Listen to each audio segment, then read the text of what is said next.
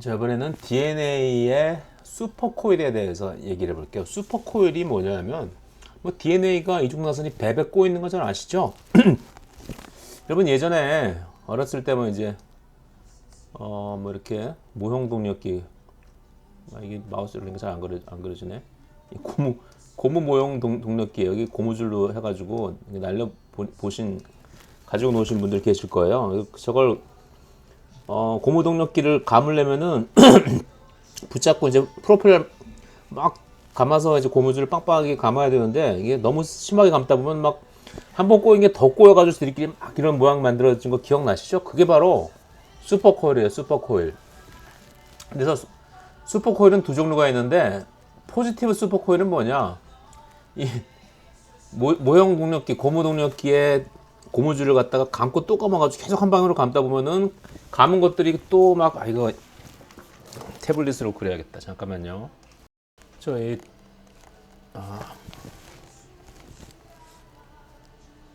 이 모형 동력기 비행기 이렇게 있죠. 여기 고무줄이 이렇게 있는데 막 감다 보면 이게 너무 또 세게 가면 이것들이 더 이렇게 지들끼리 이렇게 감겨 있는데 너무 이걸 또 더 가보면 지들끼리 막 이렇게 또 꼬이고 이렇게 꼬이고 막 이런 거 생긴 거 본 적 있을 거예요. 이게 바로 포지티브 슈퍼코일인 거죠. 반면에 네가티브 슈퍼코일은 이 원래 감 방향이 아니고 반대 방향으로 뭐 어떻게 되겠어요? 약간 널널하게 풀리는 거겠죠, 그죠? opposite direction as the helix, 그죠?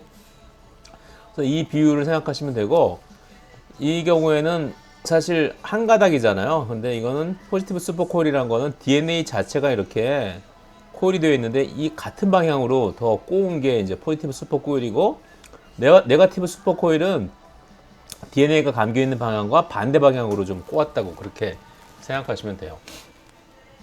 그래서 DNA의 구조는 릴렉스, 슈퍼코일이 없는 형태 그리고 슈퍼코일이 있는 형태로 두 개로 나눌 수 있다. 그런 얘기죠. 자, 이제 이건 박테리아의 서큘러 DNA인데, 자, 아까 제가 얘기했듯이 DNA는 어떻게 그려야 된다 그랬어요? 이렇게 DNA 더블 헬릭스는 이게 한쪽 스트랜드고 나머지 스트랜드면 이렇게 이 방향으로 그려야 된다 그랬죠? 이 방향으로 이렇게 다시 그릴게. 지우개 슬라이드에 이게 3만원짜리 싸구려 태블릿을 사더니 영 이게 다른 프로그램에 잘 되는데. 자, DNA를 그릴 때 우리가 더블 헬릭스예요. 이런 식으로 그려야 돼요. 오른쪽에서 왼쪽으로 오는 게 왼쪽에서 오른쪽으로 가는 것보다 위에 항상 이렇게 와요. 이렇게. 그렇죠? 반대로 그린 책들이 있는데 잘못 그린 거예요. 이렇게 되어 있는데 여기 보시면 이건 지금 앞뒤가 잘 안 나와 있는데 이런 식으로 되어 있죠. 이렇게 되어 있는데 이걸 이게 박테리아 DNA의 경우는 이렇게 동그란 형태를 가지고 있는데 이걸 꼬았을 때 이쪽 꽈배기가 두 개가 있는데 이쪽 꽈배기는 이 방향이 DNA가 꼬인 방향하고 같죠, 그죠? 이렇게 보시면 이렇게 오른쪽에서 왼쪽으로 가는 게 이렇게 위로 올라가 있고, 근데 이런 방향으로 꼬으면 실제로는 이 DNA 더블 헬릭스를 꼬인 방향과 반대로 힘을 주는 듯한 효과가 전체에 온다고 생각하시면 돼요. 이건 실제로 모델을 만들어서 보면 생각하면 간단한데 직접 해보면 알 수 있는데 이 머리 사고 실험으로만 하기에는 좀 약간 부족한 점이 없잖아 있죠. 어쨌든 이 DNA의 더블 헬릭스와 DNA 더블 헬릭스 두 개의 헬릭스가 이런 방향으로 되어 있는데 그릴 때 항상 오른쪽에서 왼쪽으로 가는 게 위에 있고 뒤에는 왼쪽에서 오른쪽으로 가는 건 뒤에 있어요. 이런 식으로 되어 있는 게 라이트 핸디드 헬릭스예요. 근데 이것과 비슷한 형식으로 서큘러한 DNA를 동그란 DNA를 꼬아서 이렇게 만들면은 이거는 이 DNA 더블 헬릭스의 꼬인 방향에 반대로 힘을 주는 약간 DNA 더블 헬릭스를 풀어주는 듯한 스트레인을 주기 때문에 이를 네가티브 슈퍼코일이라고 하고, 반대로 이 동그란 DNA가 이쪽으로 이렇게 꼬여 있으면 이거는 포지티브 슈퍼코일, DNA의 이 더블 스트랜드를 더 둘이 단단하게 감는 방향으로 스트레인이 가해진다고 생각하시면 돼요. 이건 뭐 여러 가지 인터넷의 동영상에 많을 테니까 보시면 아실 수 있어요. 우선 이건 이제 서큘러 DNA, 박테리아의 서큘러 DNA를 전자병역으로 관찰한 건데, 서큘러 DNA, 동그란 DNA가 사실 뭐 이렇게 관찰하면 이렇게 동그랗게 되어 있지는 않을 테고 이렇게 좀 약간 이렇게 풀어져 있겠죠. 근데 이렇게 풀어져 있는 게 아니라 실제로는 이렇게 막 꼬여 있거나 막 이런 식으로 뭔가 여기 텐션이 가해져 있다. 슈퍼 코일이 이루어져 있다는 거죠. 요거 하나가 여기 하나가 더블 헬릭스예요. 이렇게 더블 헬릭스 여기 이렇게.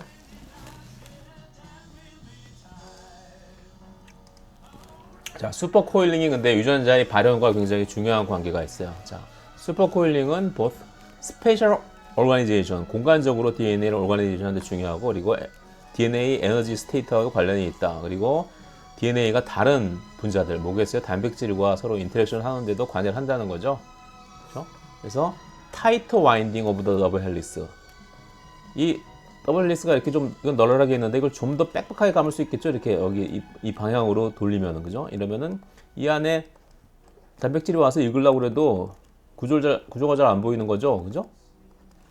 그래서 타이터 와인딩, 이 포지티브 슈퍼 코일이 가해지면은 단백질과의 DNA의 상호작용이 적어진다. 그래서 이 더 단단하게 감는 걸 뭐라고요? 네거티브 슈퍼 코일링. 그래서 네거티브 슈퍼 코일링이 아니라 단단하게 감는 게 포지티브 슈퍼 코일링이고, 널널하게 감는 거 좀 더 이게 이쪽으로 가는 게 포지티브고 이쪽으로 가는 게 네거티브 슈퍼 코일링을 하면 이게 좀 더 널널하게 이렇게 벌어져 가지고 안으로 단백질 같은 것들이 시퀀스를 만져볼 수가 있어요. 그죠?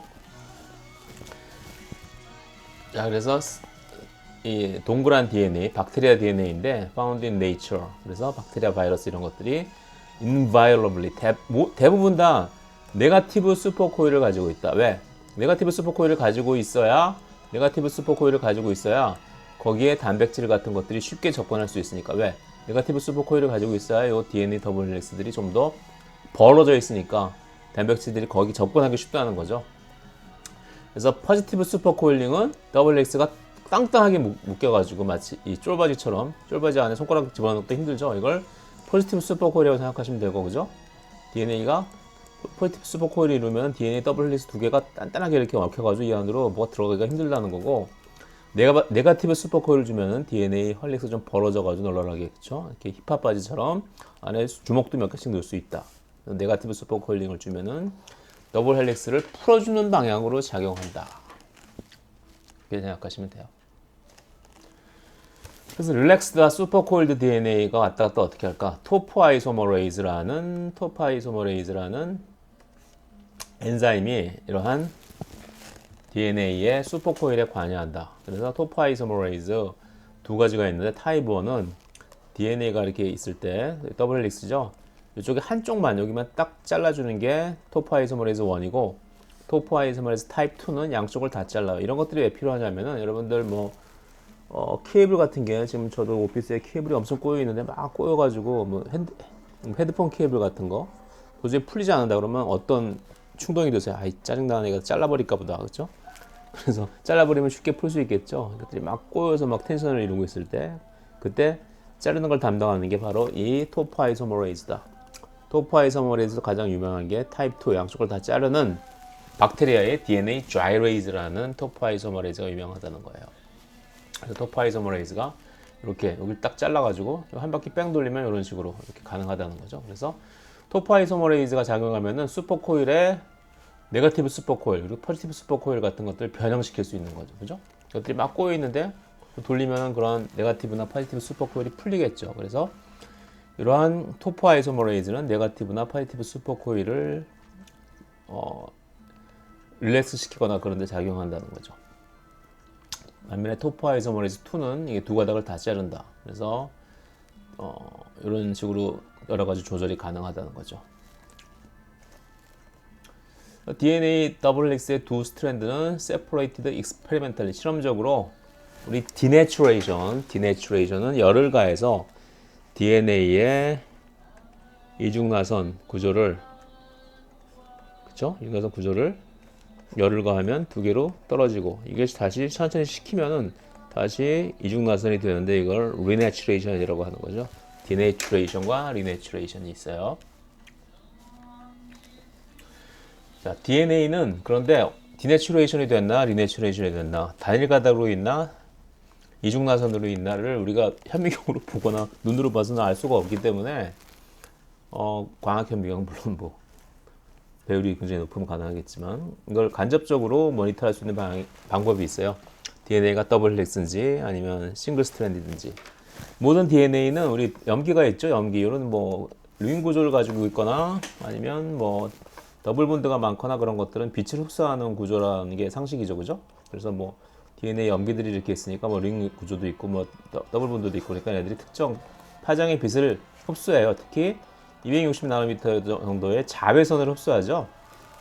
자외선을 흡수하는데 DNA가 더블 헬릭스로 있으면 여기 염기들이 타이트하게 결합을 하고 있으니까 이 흡수한다는 것은 이 전자들이 좀 자유롭게 돌아다녀야 될 텐데 지들끼리 이렇게 결합을 하고 있으니까 아무래도 자유도가 좀 떨어지겠죠.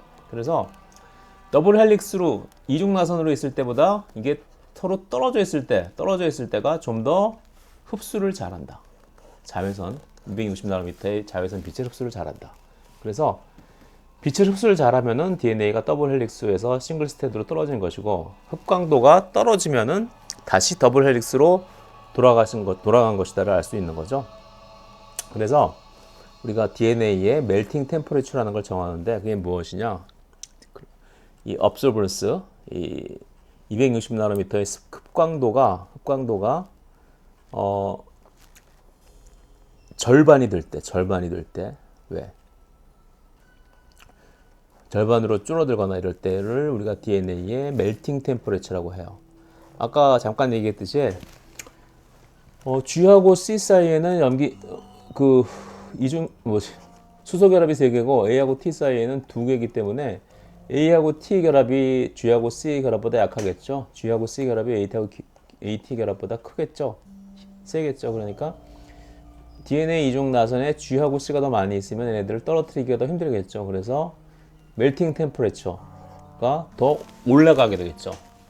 자, 이게 흡광도예요. 흡광도. 이중 나선에서 열을 가하면 이렇게 단일 가닥으로 떨어지게 되는데 단일 가닥으로 갈수록 흡광도가 증가하죠. 그래서 최대 흡광도, 즉 모든 시험관 안에 모든 DNA가 다 단일 가닥으로 존재할 때의 흡광도가 최대 흡광도인데 그것의 절반이 될 때의 온도가 바로 여기가 멜팅 템퍼레처 DNA의 TM 값이라고 하는 게 바로 이때 결정되는 겁니다. 그래서 멜팅 템퍼레처는 아까 얘기했듯이 GC 베이스 페어가 AT 베이스 페어보다 크기 때문에 결합력이 세기 때문에 GC 페어가 more resistant to separation than AT 페어. AT 페어보다 좀 알떨어지려고 한다. 그래서 어떤 DNA 조각의 멜팅 포인트는 GC 콘텐트하고 비례한다. GC 비율이 높으면 높을수록 멜팅 템퍼레처가 올라가게 된다는 거죠. 자, 그래서 여기 보시면은 여기 GC 컨텐트예요. 여기는 GC 컨텐트가 10%, GC 컨텐트가 50%면 GC하고 AT 비율이 같다는 거죠. GC 컨텐트하고 멜팅 템퍼레처하고 이렇게 리니어하게 비례하죠. GC 컨텐트가 높으면은 DNA를 디내추레이션 시키는데 더 에너지가 많이 드니까. 자, 리내추레이션. 디내추어된 DNA, 두 개로 쪼가진 DNA를 온도를 낮추면 다시 더블 헬릭스가 되는 걸 우리가 리내추레이션이라고 한다. 다시 수소 결합이 생기게 되니까. 그래서 nucleic acid hybridization, 핵산 잡종화라고 하는데 nucleic acid를 can be identified based on sequence. 우리가 여러 가지 시퀀스들을 가지고 있는 DNA가 핵산이 막 있을 때 과연 내가 관심을 가진 뭐 GATC, GGC라는 서열을 가진 DNA가 어디 있는지 알려면은 이것과 결합하는 GATC, GGC니까 CTA, GCCG 이런 시퀀스가 가지고 있으면 서로 상부적으로 결합을 하겠죠. 그게 바로 프로브예요. 프로브 탐침을 얘를 이용해서 얘에다 무슨 표질, 방사성 동위요소를 한다든가 아니면 형광을 붙여놓는다든가 하면은 얘가 결합하는 데서 빛이 나거나 방사선이 나오겠죠. 그래서 자기가 여러 개의 DNA 조각 중에서 자기가 원하는 DNA가 있는 위치를 찾게 도와주는 게 바로 이 탐침이에요. 그래서 이 탐침은 sequence complementary, 상보적인 우리가 찾으려고 하는 DNA 조각과 우리가 detect, 발견하려고 하는 DNA 조각과 같은 상보적인 염기서열을 가지고 있다. 그렇죠? 그래서 뉴클레익 애시드 하이브리다이제이션 방법을 통해서 우리가 여러 가지 실험들을 할 수 있다. 자기가 원하는 시퀀스를 찾을 수도 있고요. 그죠? 자, 여기 보시면 온도를 올리면은 흑광도가 늘어나다가 절반이 될 때가 TM이고 여기서 온도를 다시 줄이면 점점 다시 흑광도가 떨어지죠. 왜? DNA들이 점점점 리내추레이션 다시 이중나선의 형태로 돌아가니까. 야, 주인옴 얘기 나왔어요. 옴 뒤에 옴이 붙으면 뭐를 다 합쳤다는 거죠. 처음부터 끝까지 알파부터 오메가까지 그죠? 알파부터 오메가까지 DNA를 몽땅 다 합치면 뭐가 돼요? 주인옴이 되죠. 주인옴. 그죠? 그래서 주인옴 오르가니즘 어떤 오르가니즘의 주인옴은 consists of DNA that contains one complete copy 하나의 완벽한 카피를 genetic information을 다 가지고 있는 것을 우리가 주인옴이라고 그래요. 주인을 다 합친 것 DNA보다는 주인이라고 하죠. 주인을 다 모두 다 합친 것을 우리가 주인옴. 해플로이드는 뭐냐? 해플로이드 consists of one representative of each type of chromosome whereas diploids contains 우리 정자 같은 경우에는 우리 유전 정보의 절반만 가지고 있죠. 정자나 난자의 경우는 두 개 합쳐야지 온전한 이게 해플로이드 그죠? 반수체들이 두 개가 합치면은 온전한 배아가 된다고 그러면 애기가 태어난다 그러면 얘는 EN 다이플로이드 염색체의 개수가 정상인 것 같은 거죠. 얘네들은 절반이고 23개씩 여기는 46개 그죠? 지놈 사이즈는 되게 우리가 메모리 사이즈는 바이트로 얘기하죠. 2메가바이트, 2킬로바이트, 2테라바이트, 2기가바이트 그죠? 근데 지놈 사이즈는 바이트가 아닌 똑같은 비지만 베이스예요. 베이스 KB 1000 베이스 페어 이거 메가 베이스, 기가 베이스 그죠? 그래서 이게 지놈 사이즈인데 바이러스 같은 경우에 약 100킬로 베이스 뭐 이 정도면 이게 로그 스케일이죠. 그러니까 20킬로 베이스 그러니까 2만 베이스 페어 정도. 사람은 어디 있어요? 여기 뭐 프로티스트 원생동물 뭐 reptile 맨말 여기 이 정도 뭐 3기가바이트 기가 베이스 이 정도 그죠? 앰피비안 포유동물보다 오히려 지놈 사이즈가 저 식물이나 이 양수류가 더 크죠, 그죠? 놀라운 사실이에요. 그래서 지놈 연구를 하기 위해서 최근에 뭐 유전자 가위, 크리스퍼 캐스나인 같은 것도 있고 여러 가지가 발견되었지만 restriction endonuclease 제한 요소가 고전적으로 DNA를 자르는 데 사용되었죠. restriction endonuclease, restriction 제한이라는 게 뭐야? 제한. 넌 미성년자니까 술이나 담배 먹으면 안 돼. 제한하는 거. 그것처럼 뉴클레이즈는 뉴클레이즈인데 DNA를 자르는 뉴클레이즈인데 아무데나 자르지 않고 자르는 위치가 제한되어 있다고 해서 restriction 엔자임 제한 요소예요. 그래서 제한 요소에서 잘린 DNA 조각을 restriction fragment라고 하고 제한 요소가 자르는 특별한 사이트를 우리가 restriction 사이트 제한 요소 자리라고 한다. 자, 아까 얘기했듯이 DNA 정보를 읽으러 단백질이 접근할 때는 이쪽에서 접근할 수도 있고 이쪽에서 접근할 수도 있고 그죠? 모두 이쪽에서 보나 저쪽에서 보나 모두 똑같이 보여야지 접근할 찬스가 높아지겠죠. 이쪽에서 보면 내가 갈 수 있는 사이트라고 보이는데 이쪽에서 보면 전혀 다른 사이트다. 다른 염기서열이다. 그러면 이게 효율이 굉장히 떨어지겠죠. 그래서 DNA에 결합하는 단백질들이 많은데 그 단백질들이 결합하는 DNA의 염기서열은 이렇게 펠린드로믹 회문 구조라고 그러죠. 이쪽에서 읽으나 저쪽에서 읽으나 똑같은 거. 이쪽에서 윗가닥을 5'에서 3' 쪽을 읽어도 GGCC, 이쪽도 GGCC, CCC, GGG, GGCC, GGG, GAA, TTC, GAA, TTC 이런 구조를 가지고 있어요. 어떤 사이트가 DNA에 결합하는 단백질이 있는 사이트가 DNA에 결합해서 자르는 단백질인 그 제한 요소가 결합하는 사이트도 역시 마찬가지로 이런 구조를 가지고 있다는 거죠. 그래서 restriction fragment가 restriction 엔자임을 가해서 DNA를 자르고 나면은 얘네들을 갖다가 분리해야 되는데 dual electrophoresis 그 일본 사람들이 만든 용어로 전기 용동이라고 하죠. DNA 몰레큘은 이 포스페이트 백본 때문에 네거티브 차지를 띠고 있기 때문에 전기장을 걸어주면 마이너스에서 플러스를 걸어주면 마이너스 음극에서 플러스 극으로 이동해요. 그런데 이동할 때 그냥 허공에다 대고 용액에서 이동시키면 갑자기 확 갈 테니까 뭔가 저항을 줘가지고 좀 천천히 이동시켜야겠죠. 그래서 저항을 견디기 좀 힘든 놈, 긴 놈들은 좀 오래 이동하는데 오래 걸리고 마이너스에서 플러스까지 짧은 놈들은 빨리 이동한다. 그래서 사이즈에 의해서 이 DNA를 분리할 수 있는 게 바로 듀얼 일렉트로포레이시스예요. 그래서 얘는 저항이 있어야 되니까 이 폴리머를 이용하는데 폴리머 안에 이렇게 구멍이 송송송송 뚫어져 있는, 물론 맨눈으로는 보이지 않죠. 그렇죠? 이런 망사와 같은 구조를 가지고 있는 쪽을 속을 DNA가 통과하는데 그 폴리머는 뭐 아가로즈나 뭐 폴리아크릴아마이드 이런 폴리머를 만들어요. 자, 그래서 이게 요 납작한 형태에다가 여기다가 DNA를 이제 위에다가 올리고 캐소드 음극으로부터 애노드 양극까지 DNA를 이동시키는데 사이즈에 따라서 이동이 된다, 그죠? 그래서 여기 구멍을 파고 이게 구멍을 만드는 이러한 기구가 있어요. 컴이라고 B처럼 생겼죠, 그죠? 이걸 딱 꽂으면 이런 식으로 듀얼이 생기는데, 폴리머가 생기는데 거기다가 DNA가 들어간 샘플을 넣고 전기를 가하면 이렇게 분리가 된다는 거죠. 이거 이렇게 수직으로 세운 젤도 있고 이렇게 수평으로 하는 젤도 있어요. 그렇죠? 지금 아가로스 젤 박스라고 시험에서 많이 봤을 텐데, 이렇게 납작한 도시락통 같은 데다가 여기다가 액체를 담아놓고 버퍼를 담아놓고 여기 아가로즈로 만든 어묵 같은 젤을 놓고 여기다가 DNA 샘플을 여기다가 집어넣은 후에 양쪽에다 전기 마이너스고 플러스극을 가하면 DNA가 사이즈에 따라서 음극에서 양극으로 이동하죠. 그래서 아까 얘기했듯이 DNA 프라그멘트는 긴 놈은 저항이 있어서 이동하는데 오래 걸리고 짧은 놈들은 빨리 이동한다. 그렇죠? 근데 DNA는 눈으로 안 보여요. 그죠? 그래서 얘네들을 보려면 스테이닝, 염색을 해야 된다. 그래서 DNA에 끼어드는 에티듐 브로마이드, 납작한 모양 DNA 염기 사이에 끼어들으니까 얘네들은 자외선을 받으면은 형광을 내요. 그래서 에티듐 브로마이드로 DNA를 염색한 후에 자외선에다 올려놓으면 DNA가 보이겠죠. 그렇죠?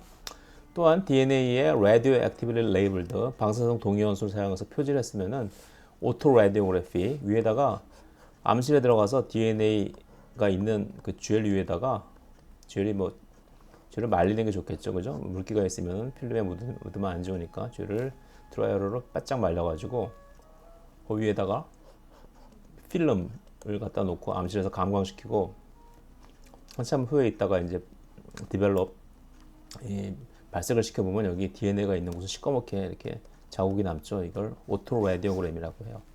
여기서 방사선에 의해서 여기가 타격을 받아가지고 이렇게 감광이 되어서, 그렇죠? 이게 에티듐 브로마이드의 구조고, 실제로 에티듐 브로마이드를 DNA에 섞으면 이런 자외선을 주면 이런 형광이 보인다.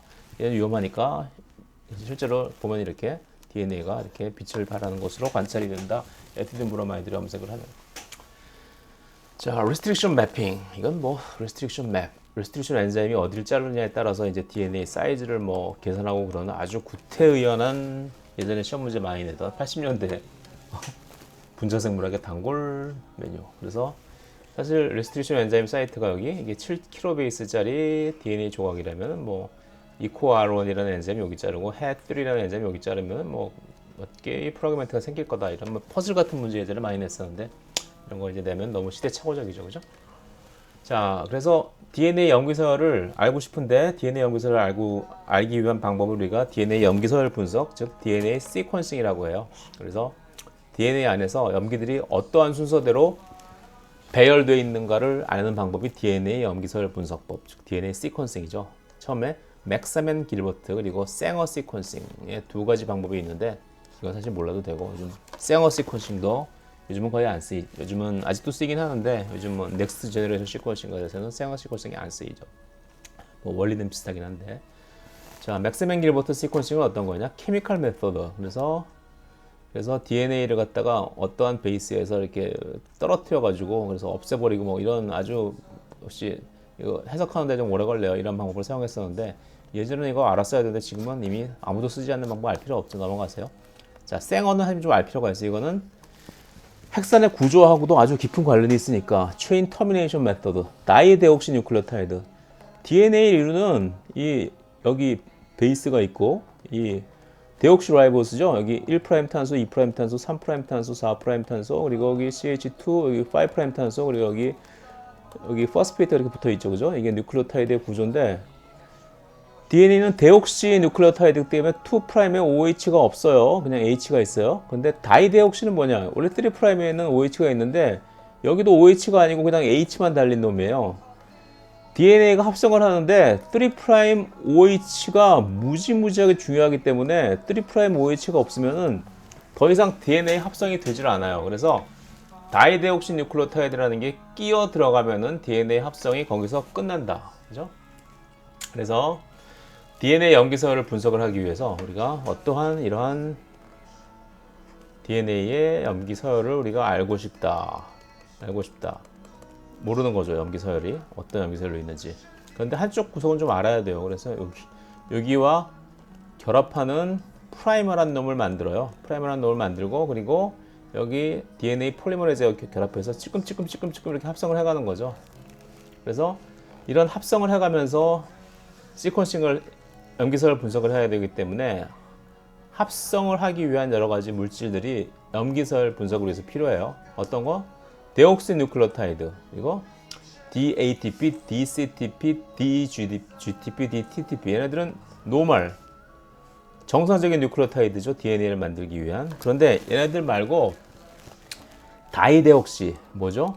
3'OH가 없는 애들 DD, ATP, CTP, DGTP, TTP를 통틀어서 DDNTP라고 그러죠. 얘네들을 아주 조금 스몰 어마운트 얘네들 넣어줘요. 그래서 정상적으로 DNA 합성이 잘 진행되다가 재수 없이, 재수가 있는 건지 없는지 모르겠는데 얘네들이 끼어 들어가면은 3'OH가 없으니까 합성이 진행 안 되고 거기서 끝나는 거죠. 그리고 얘네들은 각각 눈으로 봐야 되니까, 기계로 관측해야 되니까 여기다 각각 서로 다른 색깔의 형광 물질을 달아요. 그죠?